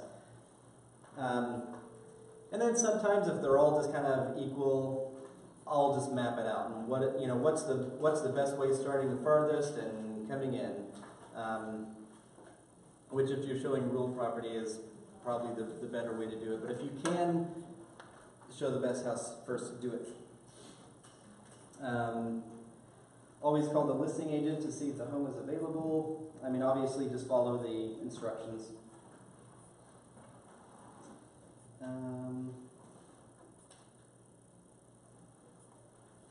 If you can, preview houses first and eliminate any that don't meet the criteria. Let's go back to what you said earlier. Arrange to meet your buyer at the office or in front of the first house you'll be touring. I don't ever meet anybody at the office first, and no one ever rides with me. I don't put people in my car. I have a couple of times, if someone came in from out of town and they have a rental and it's just one person and we're going out to look at 10 houses and they're from Florida or whatever, sometimes I'll throw someone in my car, but most people don't want to ride with me, and I never offer. They pretty much have to ask, can I ride with you? But most people don't want to. A lot of agents do want people to ride with them so that they can have, a lot of extended conversations in the car. I'm not that personality. I don't want to sit in the car and like, I have short bursts where I can be like bubbly and warm and have great conversations. Most of the time I'm pretty introverted and I probably don't get in as deep with people personally as other real estate agents do, but that's just based on my personality. If you're a really bubbly person who wants to just talk the whole time, then maybe you do want them in the car. I don't know. I would say it's just up to your personality. Home tour checklist. It looks like on page 18 there's a home tour checklist. I've never used anything like this ever. It's good to know. I would say I never use anything like this on paper, but a lot of these are things that I pay attention to when I'm looking at the house. So when I say I'm going through the house and I'm looking at the ceilings and I'm looking at the foundation and I'll look in the crawl space and I'll look at the furnace and I'll look for the age of the roof, like there are many things in a checklist that I automatically look for. And I think on here it's just kind of the checklist. And I will make comments on the MLS data sheet. We're supposed to be watching a video. Maybe I've already passed it, but in the video it talks about, or maybe it's in here somewhere, it talks about naming the home. So if you're looking at 5 different homes, one of them might be cat smell home. One of them might be, what's that? On page 19? Okay. So, we'll just go through that. So, number 3, have your buyers give descriptions to help them visualize the house. before I even read the sitting night, I was already doing this. You know, you have to have an anchor to remember some of the houses, because if you're looking at 5 or 6 houses, you're going to start forgetting by the 5th or 6th or 4th or 3rd house. You know, if you're looking at 5 houses, by the time you finish the 5th house and you say, "Do you remember the first one we looked at?" They'll say, "No, not really." Okay, it's the one with, and then so write down the features that they talked about in the house. One thing that I've learned is to not make my own personal judgments or comments when I'm walking through a house, because what I feel like is a certain quality of a house does not mean that the person that I'm showing feels the same way. You know, they're not always living as clean as I like to live, and they don't always live in houses that are, you know, as nice or whatever. So when I'm looking at something, I have to remember sometimes to keep my mouth shut, because sometimes there are houses that I think are kind of junk, but my buyer loves it. And so I don't want to put my own, I'll point things out. I'll point out, you know, age of furnace, age of roof, things like that. But otherwise, keep a lot of your comments about you know, the house to yourself. And it kind of talks about that in here also. Rank the houses. So if you're looking at 5 and you go through the first one, and I'll do this if I think, if the first one we look at, if I think it's something that is a quality house that I think that they could potentially buy and live in, I'll ask them, "Do you want to make an offer on this house?" And then just shut up and listen. And you know, it could be, "Yeah, I think let's go ahead and do that. I like this one a lot." Or it could be, "Let's look at the rest of them." Or, you know, "No, I don't like this one because of XYZ," you know. And if it's XYZ or any of those things, something that you can actually change about the house. Is it the color they don't like? Is it the carpet they don't like? You know, there are things about a house that you can change, and you can write some of that stuff into an offer. You know, if it's color or carpet or something that can be changed, hey, if you like everything else about the house, you know, number one, are you willing to make those changes if you bought the house? No? Are you willing to write it into an offer? Because I have written things like that into offers before. And because if a seller wants to sell a house and they have to invest a few $100 or $1,000 into upgrading it to meet the buyer's needs, then a lot of them will do that. But ask them if they want to buy the house, and then when you see the second house, ask them to choose between the two. If you had to buy one of these 2 houses, that one or this one, I know we're looking at 3 more, but if you just had to choose one of these 2, which one would it be? It's this one? Perfect. Take the other sheet of paper and fold it in half, rip it up, throw it away, and say, "Okay, we're focusing on this one, let's look at the next one." And do that with the next 2. Okay, house number 2 and house number 3. If you had to choose which, you know, between the 2 of them, which one would you buy? And if it's still number 2, you fold up page number 3 and move on to the next one. But ask them every time, "Do you want to buy this house?" Or if you had to buy, you know, pick this house or this house.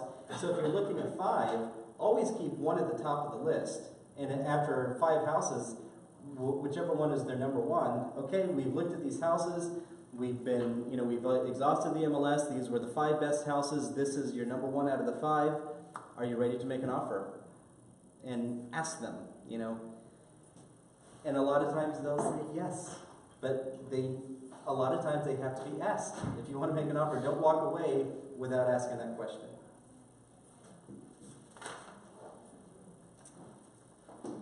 Home touring etiquette. It says, leave, page 20 is where I'm at. Leave the house as you found it, leaving the lights and AC.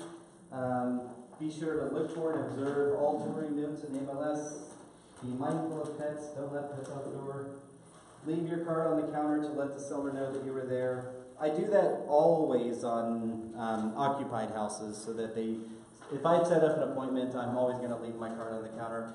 If it's a vacant house, I don't always. In vacant houses, I don't really understand the point of leaving a card other than, I don't know, showing every other agent who's showing it that you showed it to. I don't really know. But I do understand the point when you make an appointment and it's occupied, when they come home, they actually see that you did see the house. make sure everything's locked up. Also, when you're walking around and making sure everything's locked up in the house, do yourself a favor and peek in the garage. And you know, on garage doors, they have that little red handle that you can pull down and it unlocks it. There have been many times in Springfield where someone is touring a house and they will walk in the garage and pull that down. And they'll come back later and open the garage and go in and take stuff. So that is a way that people who are basically wanting to rob someone's house will get an agent to show them a house, and they'll go in and unlock that and come back later and take stuff. And that's happened a lot. So that's something that I always look for, even if it's someone that I've just gotten in the habit of doing it. Walk in the garage and just make sure that isn't pulled down. Make sure you check every door, because maybe they came back behind you and unlocked the back door. So I always double check every door. We don't typically open windows, so I don't look at windows, but I do check every door, and I do check the garage door to make sure that they didn't pull that down, just because I've heard stories. That's the first time I've heard that. Is it? Mm-hmm.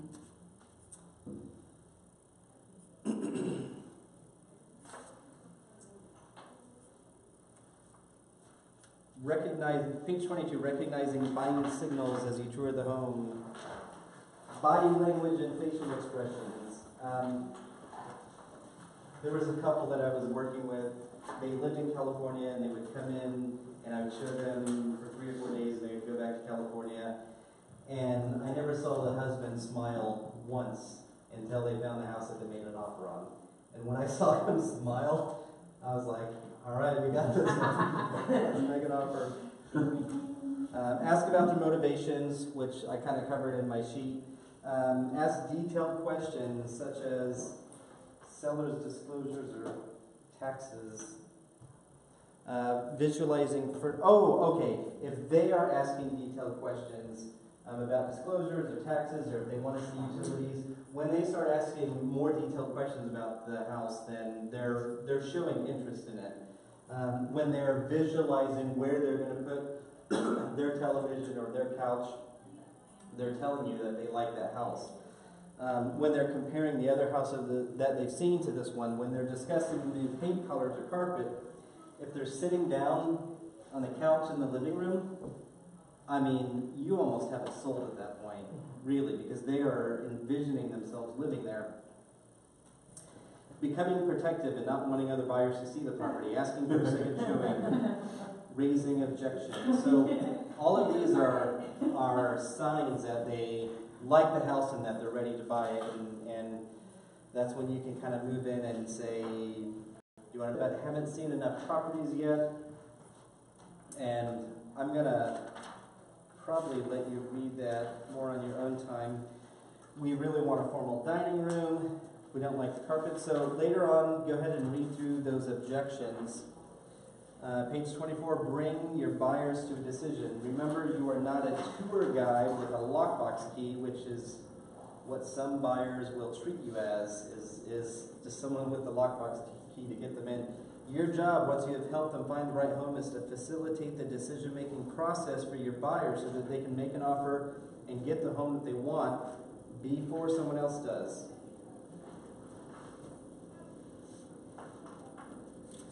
Page 25 is some of the stuff that I've already gone over. Ask your buyer to rank the property 1 to 10. After each showing, ask if they want to purchase it. When you finish touring the homes, put all the MLS sheets together and eliminate all but the top 2. Basically ranking pros and cons of each house. I think the video is really short, so we will just watch that really quick. I think it's just 24 minutes.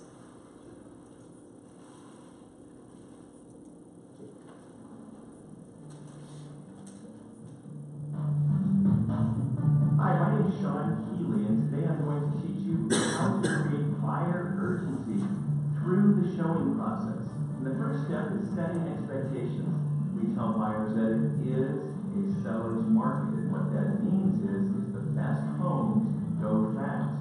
The next area that we set expectations in is multiple offers. We tell our buyers there's going to be a lot of other buyers out there, and you may find yourself in a competitive situation. The third area that we set expectations on is condition. Many of the homes they're going into are going to be move-in ready, but they need a little bit of work. The next step in the process we call the funnel. And essentially we're trying to take the entire MLS and funnel it down so that at the end of the day, there can be only one house that kicks out the bottom. What I'd like you to do tonight, pick out the best 10 or 15 homes, and then tomorrow drive by those homes and check them out. I want you to pick out the best 3 or 4, and we'll go out and take a look at those homes. Next part is the actual showing process. We show the first house. You'll ask the buyer on a scale of 1 to 7, leaving out the 4, 7 being perfect, and there is no perfect home, and 1 being unlivable, where would you rate this home? Inevitably, the buyer will answer it's a 5. And the reason they give you a 5 is because they don't have anything else to compare it to on the very first home that they've gone to see. Then what you want to do is try and reinforce what's making it a 5 for you. Then the next question you asked said, what are some of the things that you would do to move it more towards a 7 if you were to purchase it? You go on to the next step. Now you ask an alternative of choice question. Pretend you had to buy one of these 2 houses today. Which one would it be? The last one we saw or this one? They liked the first one better. Perfect. Go to the third house. The third house, do the same thing. You say, all right, Gary, pretend there's only 2 homes on the market and you have to buy one today. Which one is it? The first one we saw or this one? And they say, this one. And you repeat that process over and over until you get to the last house. At the end of the day, you say, well, it looks like 123 Main Street was your favorite house. So right there from the house, we call the listing agent, find out if the home is still available. Let's go back to the office and get this property written up before somebody else gets it. My biggest aha out of this came when I was out with one of my first-time buyer families, and we drove up to the first house, and my buyer said, I don't even want to go in that one. What he ended up telling me at the end of that trip was, Sean, what I want you to do is print me out a list of every home that matches my criteria. I'm going to drive by those homes, and I'll tell you which ones I want to see. Aha! Hey, thanks for watching KW Connect, and make it a great day.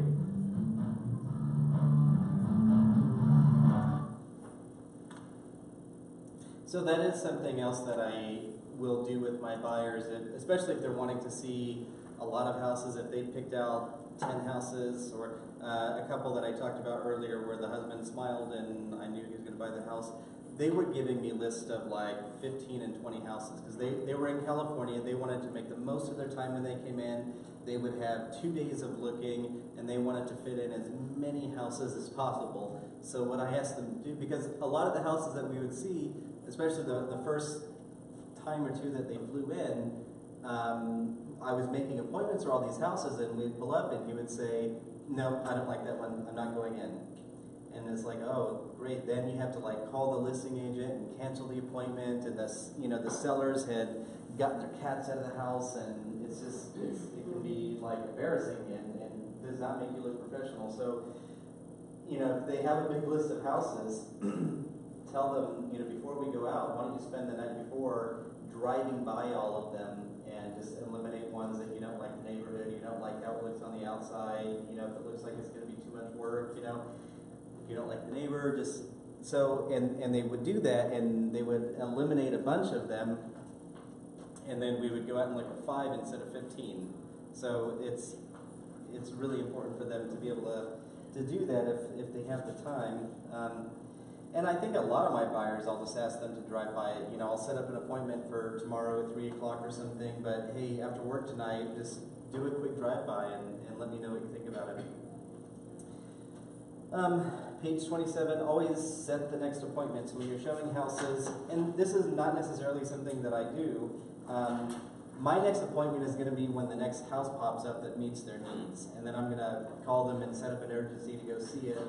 And because you can't really set up an appointment for next Saturday, because between now and next Saturday, there could be a few houses that have popped up and sold because there's so many houses that sell on the first day on the market, maybe more so in the summertime than right now, but it happens often. Right now, when a house comes on the market and it's $150,000 and it is exactly what everybody has been looking for, you know, it's the updated, the new roof, the new furnace, the granite countertops, it's in a nice neighborhood, and it's just priced really well. Your buyer is not the only one who's going to go look at it. It's going to be shown a lot, and it's going to have a lot of multiple offers, and that's your next appointment. So it says to never leave without setting up a next appointment, and that's not something that I personally do, but maybe it's a good practice. Overcoming buyer reluctance. There's other scripts, you know, objections. What if the price drops? And I mean, the objection to that is, well, I mean, it could sell before the price drops, or interest rates could go up before the price drops. We want to sleep on it, you know, and the objection to that is, you know, it could be that someone looked at it yesterday and they wanted to sleep on it and they're going to make the offer today. So if you wait until tomorrow and you want to sleep on it, it could be gone, you know. So, and that has literally happened before, where I've had people who just would not make an offer right then. They have to sleep on it. They have to talk about it. They have to pray about it. I've had a lot of people say that. And the houses will sell that day because literally someone the night before looked at it and had to pray on it, had to sleep on it, and wrote an offer. So, and if that happens, it happens. You know, when I'm working with first-time home buyers and they're reluctant to make an offer that quickly, they'll lose about one house before they realize what you told me is true. Houses do sell that fast. I will lose my house. Next time I'll be prepared. You know, and I'll have that conversation when they do lose a house. The next time we go out, I'll have that conversation. Remember, you really liked the house and you lost it, and that's terrible, and hopefully it falls through and we can make an offer on it. However, the next time we see a house that you really like, we're not going to have time to sleep on it. You know, so are you prepared to make an offer when we find the house that you want?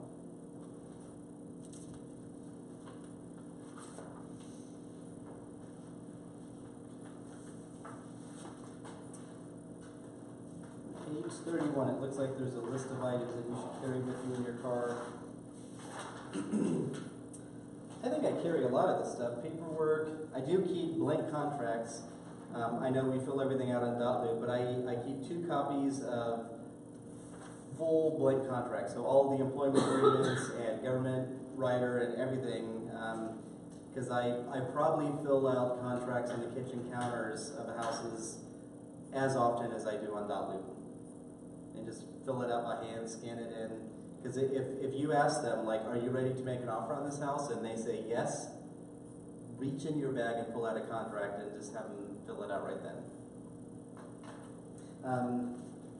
Items to take a map. I mean, everybody has a map on their phone. I don't carry a first aid kit. I do carry a flashlight. I do carry a tape measure and level. I have a laser measure because everybody wants to know the size of the living room, and listing agents never put room sizes anymore, so I keep a laser measure. You can get those at Lowe's or get them at the board. I think they're $25 or something, and I use it almost every day. What's your level for? Just to check the floors? Different. I use the level on my iPhone. It has the level on it, but I've used it several times for. We have looked at floors before. You know, if someone says, I really feel like that floor is sloping, if you don't have a marble with you, you can take your phone on the floor as a level, but sometimes walls, sometimes just different things. Beverages and snacks. I do keep snacks in my car because if I'm out showing for hours, I sometimes need some nuts because I'll get, if I don't know. I get hangry. My brain gets cloudy. I need to eat sometimes. So that about wraps it up. Do you guys have any questions about anything? Anything we covered today or anything else?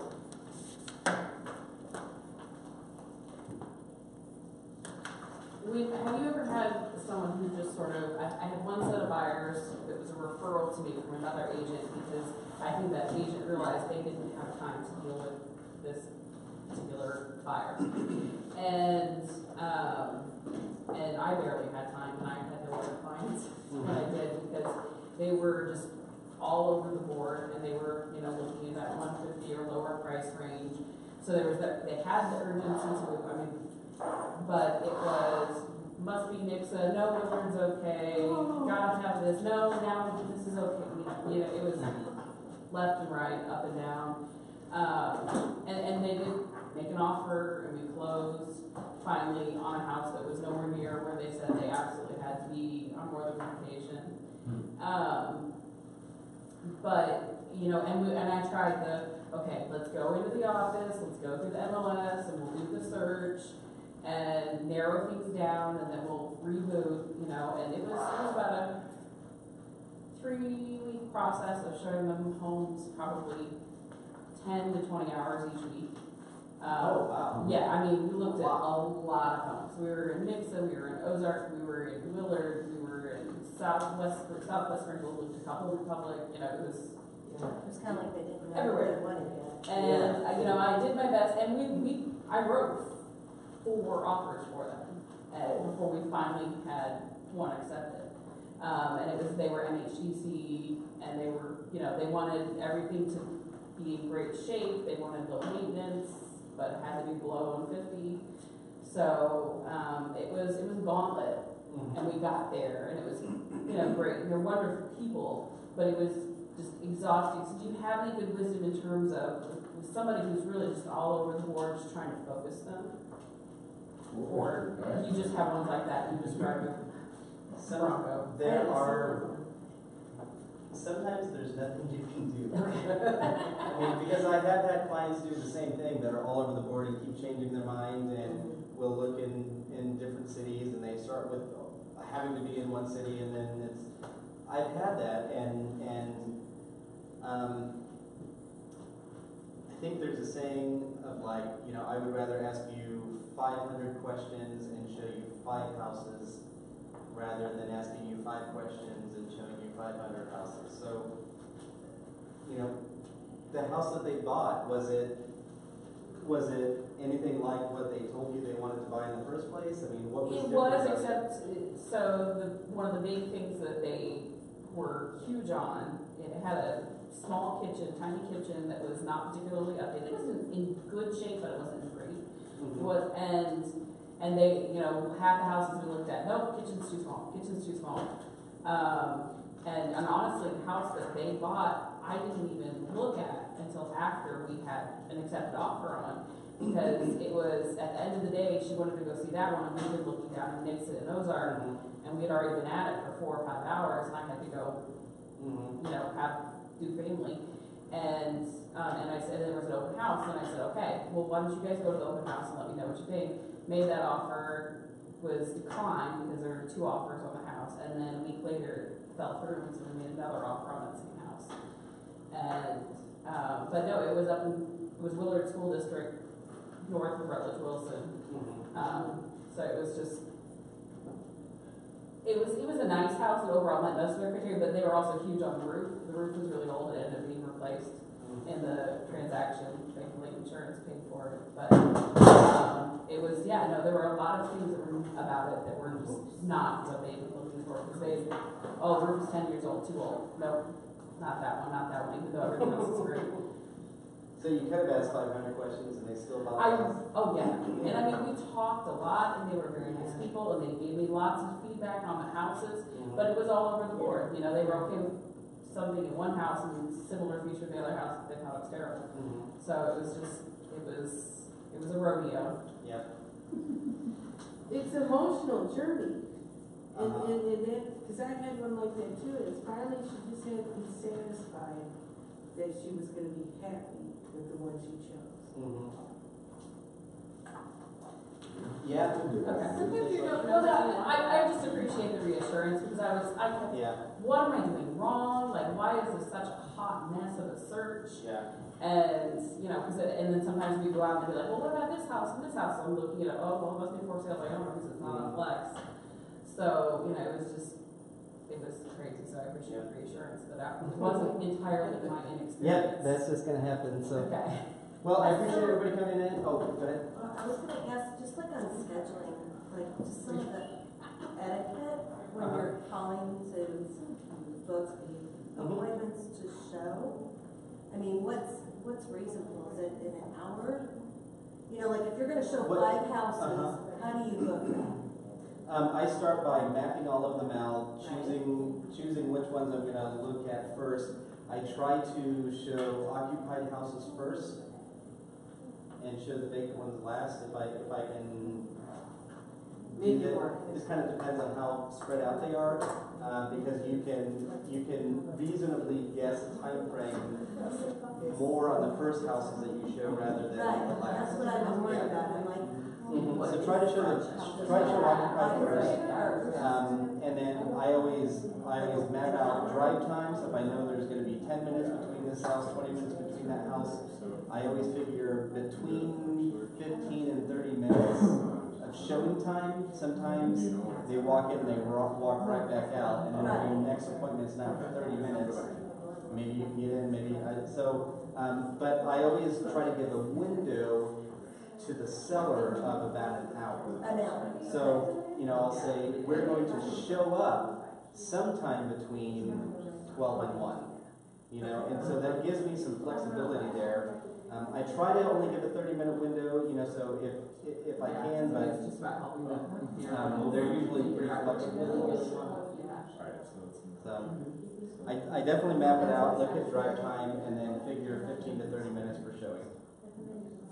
and then earliest time of day or the latest time of day? Well, that's a question that you'll ask the listing agent, you know, because, you know, maybe their clients go to work at 8, and so 8 o'clock is fine.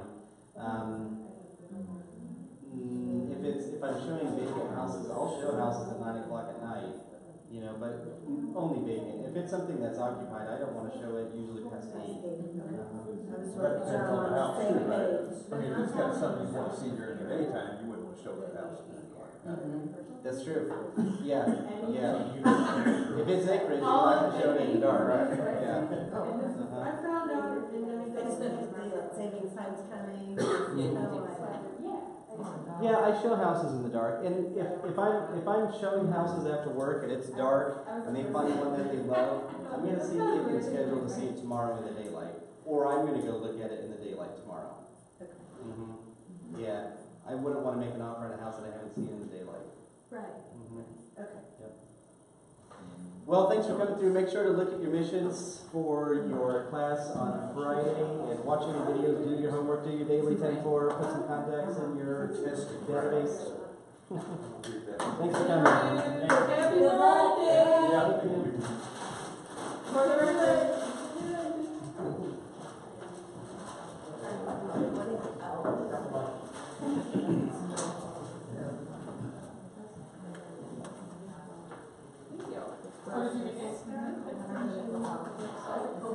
Yeah, I'll take a look at it. I drive in tomorrow to get all the building orientation. So you went through mine, that's where you started. Oh, really? Oh,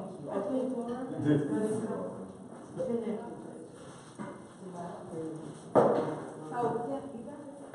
I'm gonna go home and see what's happening with the painters. Okay.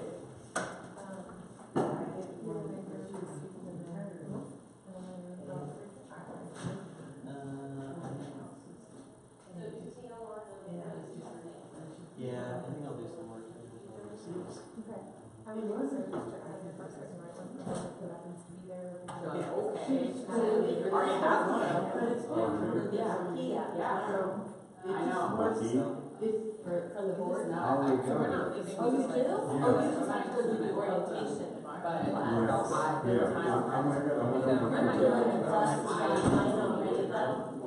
Yeah,